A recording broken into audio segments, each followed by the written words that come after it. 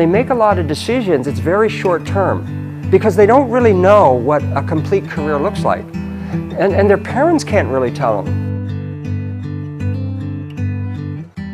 How my thoughts, they spin me around. My name is Larry Wong, and I'm an American-born Chinese, so that's an ABC, right?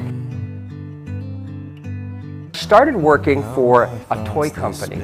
Mattel Toy Company is the #1 toy company in the world, and I joined their R&D center and became a toy design engineer. Eventually, after 3 or 4 years, I was waking up every morning in this great city, with a great industry, great job, and just like, oh my God, this is going to be a long day. And I would get to work and I would just be watching the clock all day, right?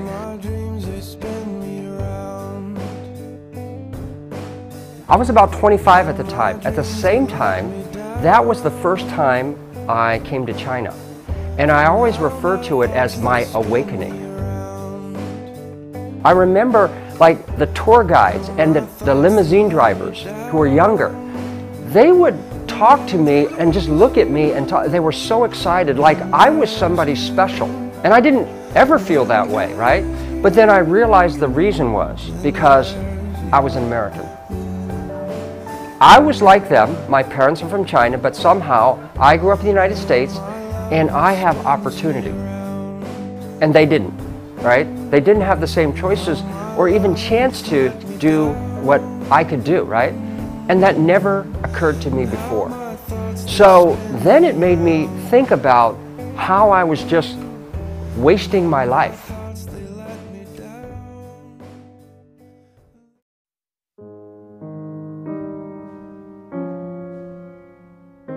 When I started my computer company, Wong & Lee Asia Resources, it was a winding road to get there, but when I came up with the idea, it was like everything in my life was leading up to this, was pointing me in this direction even though I didn't know it.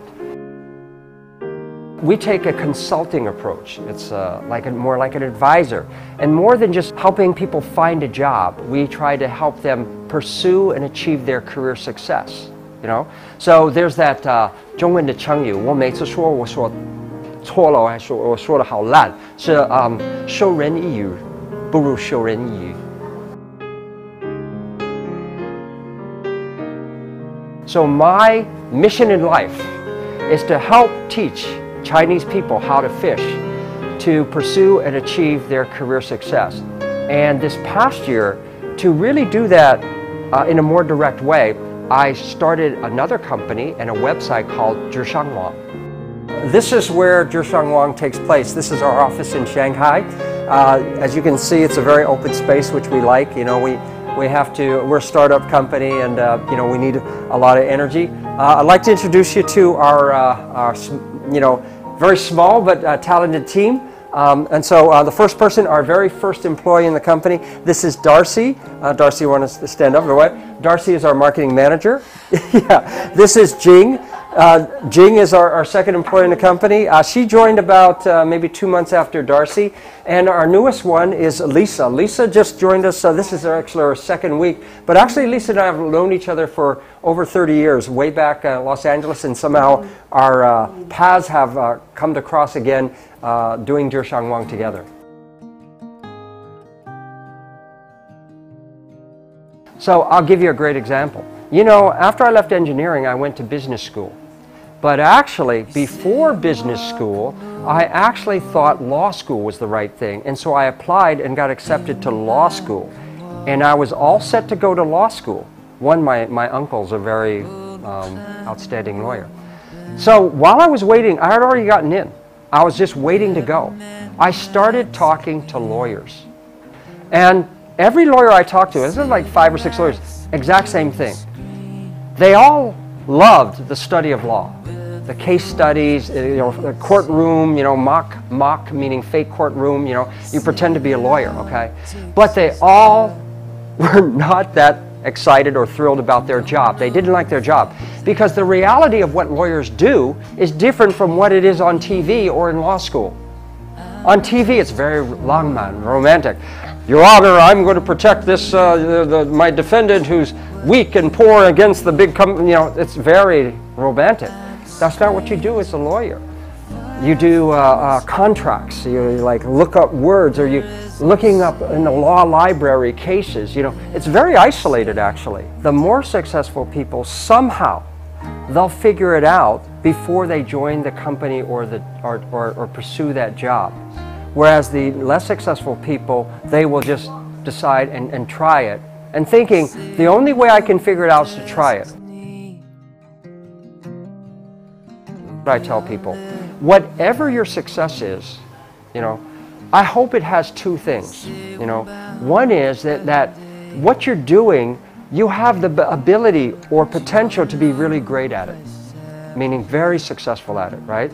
Okay, and that implies a lot of things. You know, you're going to make a good living. Second thing is that you're doing something or in a situation that you enjoy, right?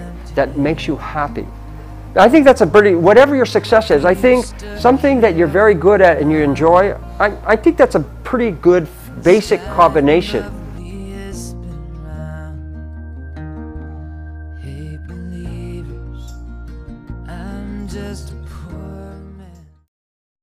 So as someone who runs my own company, I'm a very busy person.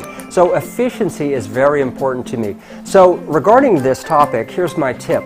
The tendency of most busy people is that you have a long list of things to do, so you just start doing them right away. But it's really important, the busier you are, to take some time up front to think through and plan your day. And even if it's 5 to 10 minutes to, you know, what you need to do first, when you need to do it, you know, and how you need to do it, it's going to help you save lots and lots of times later. And the busier you are, the more important this time to plan and think through what you need to do very clearly, the more important that is.